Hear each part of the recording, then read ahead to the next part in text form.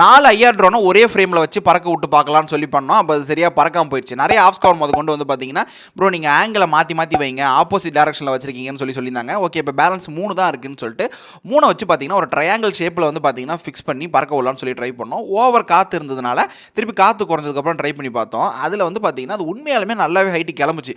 But ஒரு டைமுக்கு அப்புறம் வந்து பார்த்தீங்கன்னா அந்த பேலன்ஸ் மிஸ் ஆகி வந்து பார்த்தீங்கன்னா கீழே விழுந்துருச்சு.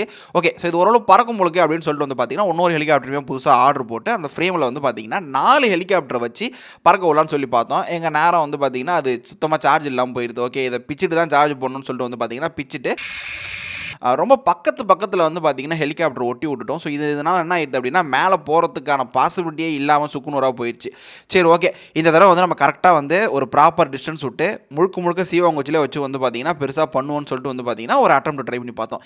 இதில் என்ன ஆயிடுச்சு அப்படின்னா அந்த லென்த்தை இன்க்ரீஸ் பண்ணுறப்போ வந்து பார்த்தீங்கன்னா அந்த வெயிட்டும் இன்க்ரீஸ் ஆகிடுது. அதனால் வந்து பார்த்தீங்கன்னா அது கொஞ்சம் கூட எழும்பவே இல்லை.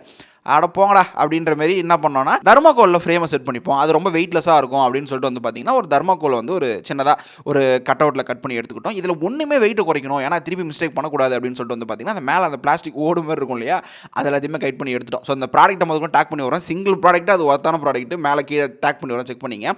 ஸோ இதில் வந்து கட் பண்ணிவிட்டு இப்படி தான் வச்சுருப்போம். இதை பார்க்குறதுக்கு இப்படி தான் இருக்கும்.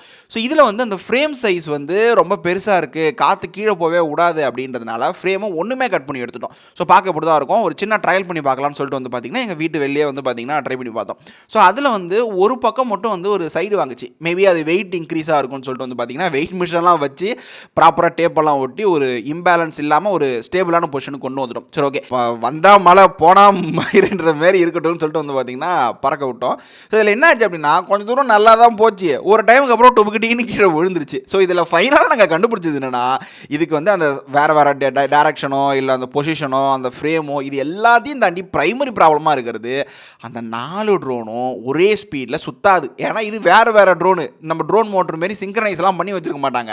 அதனால் வந்து பார்த்தீங்கன்னா அது கொஞ்சம் தூரம் மேலே போனதுக்கப்புறம் ஒரு ஸ்பீட் மாறுறதுனால அது இம்பேலன்ஸ் ஆகி கீழே விழுந்துருது. இதுக்கு மேலே நீங்கள் அதை கண்டிப்பாக பறக்க வைக்க முடியாதுன்ற மாரி மைண்டில் வந்ததுனால அதை விட்டு கிடச்சிட்டோம். பிடிச்சிருந்துன்னா ஒரு சப்ஸ்கிரைப் மட்டும் பண்ணி விட்டு போயிருங்க.